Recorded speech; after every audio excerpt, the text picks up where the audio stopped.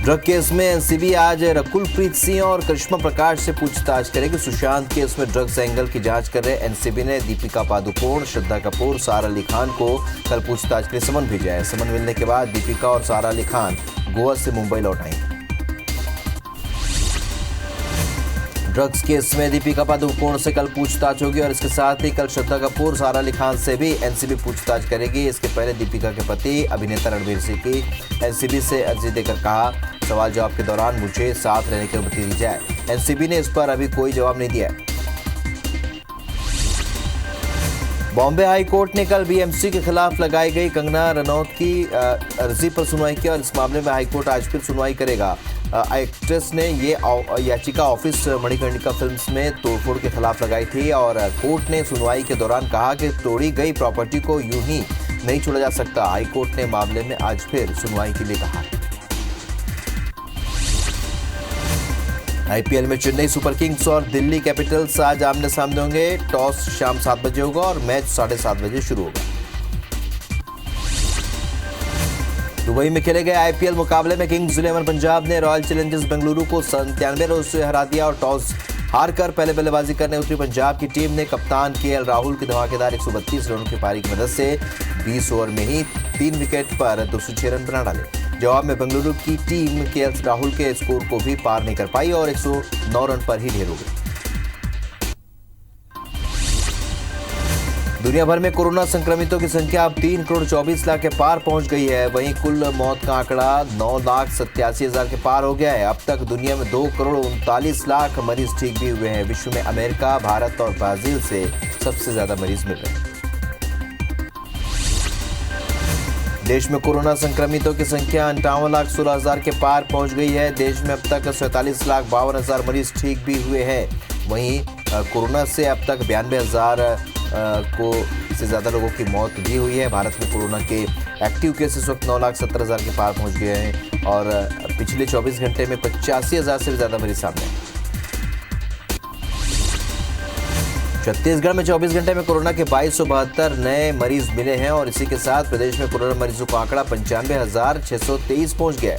प्रदेश में एक्टिव मरीजों की संख्या 36,000 के पार पहुंच गई है। राज्य में एक दिन में 2,060 मरीज डिस्चार्ज हुए हैं। 24 घंटे में 20 लोगों की मौत हुई है।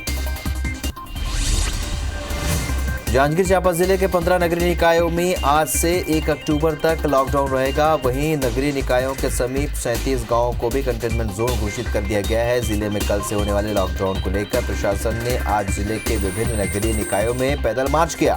पैदल मार्च में अधिकारी और बड़ी संख्या में पुलिस शामिल हुई। अंबिकापुर के मेडिकल कॉलेज अस्पताल में कोरोना मरीजों की बढ़ती संख्या को देखते हुए कोविड वार्ड के साथ साथ आईसीयू की सुविधाएं भी बढ़ाई जा रही है। मगर प्रबंधन के सामने मुश्किल ऑक्सीजन के सिलेंडर को लेकर है, क्योंकि वर्तमान में ऑक्सीजन सिलेंडर खरीदकर व्यवस्था को चलाया जा रहा है। मध्य प्रदेश में 28 विधानसभा सीटों पर उपचुनाव होना है। बीजेपी और कांग्रेस ने इन सीटों पर प्रचार भी तेज कर दिया है, लेकिन विकास के मुद्दे चुनाव प्रचार से कोसों दूर हैं। दोनों ही दल एक दूसरे पर कीचड़ उछालने की राजनीति कर रहे हैं। कांग्रेस ने बीजेपी के खिलाफ दल बदल और खरीद फरोख्त कर सरकार गिराने का मुद्दा बनाया, तो बीजेपी कांग्रेस को मक्कार करार दे रही है।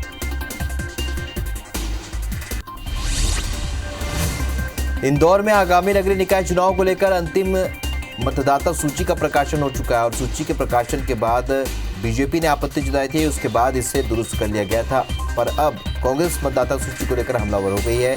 कांग्रेस ने इस नई सूची में गड़बड़ी की आशंका जताई। ग्वालियर चंबल संभाग में कोरोना संक्रमितों का आंकड़ा 22,000 के पार पहुंच गया। अकेले ग्वालियर जिले में ही 10,000 से भी ज्यादा संक्रमित मरीज सामने आ चुके हैं। बड़ी चुनौती है कि ग्वालियर चंबल अंचल में 16 विधानसभा सीटों पर उपचुनाव होने हैं और अब खुद राजनीतिक दल के नेता भी चुनाव टालने को लेकर आवाज उठाने लगे हैं। गौरेला पिंडरा मारवाही जिले में हो रही अघोषित बिजली कटौती के विरोध में जेसीसीजे पार्टी के प्रदेश अध्यक्ष अमित जोगी अपने गौरेला निवास पर आमरण अनशन पर बैठ गए। अमित जोगी ने पिछले कुछ हफ्तों से जिले के करीब 300 गांव में कई घंटों तक बिजली गुल होने के खिलाफ आमरण अनशन कर रहे हैं। मध्य प्रदेश में उपचुनाव को देखते हुए सीएम शिवराज सिंह ने चंबल प्रोग्रेस वे प्रोजेक्ट की घोषणा की थी। साथ ही इसका शिलान्यास पीएम मोदी के हाथों से कराने का ऐलान किया था, लेकिन इस ऐलान के महीनों बाद भी चंबल प्रोग्रेस वे की प्रोग्रेस का कोई पता नहीं है। पीएम मोदी के इस प्रोजेक्ट के शिलान्यास को लेकर अब कोई समय अब तक नहीं दिया।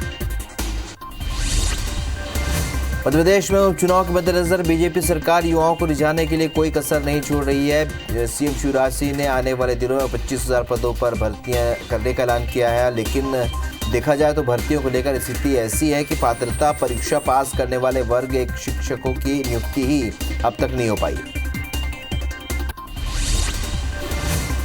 इंदौर की सांवेर विधानसभा सीट पर आने वाले दिनों में उपचुनाव होना है। सांवेर विधानसभा सीट सबसे खास और अहम सीट मानी जा रही, लेकिन इस बार उपचुनाव में तुलसी सिलावट की राह आसान नहीं रहेगी। दरअसल सांवेर के कई किसानों ने फसल बीमा की राशि अब तक उन्हें नहीं मिली है। किसानों ने मंत्री तुलसी सिलावट पर किसानों से भेदभाव का आरोप लगाया।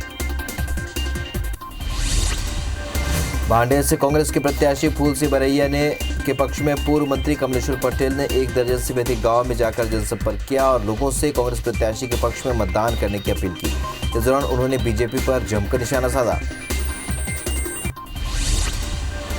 मरवाही उपचुनाव को लेकर कलेक्टर ने अधिकारियों की बैठक ली। उसमें कार्यपालिक मजिस्ट्रेट और पुलिस अधिकारियों को निर्वाचन संबंधी जानकारी दी गई। कलेक्टर ने अधिकारियों को मरवाही विधानसभा उपचुनाव की सभी तैयारियां तय समय में पूरा करने के निर्देश दिए हैं। बैठक में बताया गया कि मतदान दल और सुरक्षा कर्मियों को मास्क, सैनिटाइजर और फेस शील्ड भी दिया जाएगा। मध्य प्रदेश में कोरोना मरीजों के इलाज में निजी अस्पतालों के मनमाने रेट के मामले में जबलपुर हाईकोर्ट ने सख्ती दिखाई है। कोर्ट ने राज्य सरकार से अपने पूर्व आदेश के पालन की कंप्लायंस रिपोर्ट भी मांगी है। हाईकोर्ट ने राज्य सरकार को इसके लिए 1 हफ्ते का वक्त दिया है। जबलपुर हाईकोर्ट ने एक याचिका पर बीते 7 सितंबर को आदेश दिया था कि राज्य सरकार निजी अस्पतालों में कोरोना मरीजों के इलाज का रेट तय करे। बिलासपुर को हवाई सेवा का लाभ मिलने में हो रही देरी को लेकर हाईकोर्ट ने नाराजगी जाहिर की है। चीफ जस्टिस की डिवीजन बेंच ने बिलासपुर के चक्रभाटा हवाई पट्टी के निर्माण में अनावश्यक देरी स्वीकार न करने की बात कही है। कोर्ट ने सरकार को जल्द काम पूरा करने के निर्देश दिए। पत्रकार कमल दुबे ने याचिका लगाई थी। लोक निर्माण विभाग के मुख्य अभियंता पीडी साय के स्थानांतरण याचिका पर बिलासपुर हाईकोर्ट में सुनवाई हुई। हाईकोर्ट के सिंगल बेंच ने स्थानांतरण पर स्टे देते हुए लोक निर्माण विभाग के सचिव को नोटिस जारी कर 4 सप्ताह में जवाब मांगा है। पीडी साय वर्तमान में मुख्य अभियंता के रूप में लोक निर्माण विभाग जगदलपुर में पदस्थ हैं। उनका स्थानांतरण महाप्रबंधक छत्तीसगढ़ सड़क निगम रायपुर में कर दिया गया। डबरा में किसानों ने धान के मूल्य को लेकर मंडी में धरना प्रदर्शन किया। किसानों ने धान के दाम 4,000 रुपये प्रति क्विंटल करने की मांग की। साथ ही मांग पूरी नहीं होने पर उन्होंने आगे उग्र आंदोलन करने की बात भी कही। इस दौरान कांग्रेस के पदाधिकारी भी कार्यक्रम में नजर आए। अरुण यादव के लिए अरविंद भदौरिया की टिप्पणी के विरोध में यादव समाज ने एसडीएम कार्यालय का घेराव कर नारेबाजी की। यादव ने कहा कि अरुण यादव मध्य प्रदेश ही नहीं देश के सम्मानी नागरिक हैं और यादव समाज की शान है। उन पर टिप्पणी से देश का समस्त यादव समाज आक्रोशित है। उन्होंने राज्यपाल के नाम ज्ञापन देकर मंत्री भदौरिया को बर्खास्त करने की मांग की। रायसेन के बरेली में लाइनमैन के हेल्पर की मौत के बाद परिजनों ने एसडीएम ऑफिस के सामने शव रखकर प्रदर्शन किया, जिसके एसडीएम संजय उपाध्याय ने विद्युत मंडल अधिकारी से बात कर परिजनों को 4 लाख रुपए और एक व्यक्ति को नौकरी का आश्वासन दिया। इसके बाद परिजन लाश ले जाने के लिए तैयार हुए। 14 सितंबर को हेल्पर घनश्याम धाकड़ को काम करते समय करंट लग गया था। इसका इलाज चला।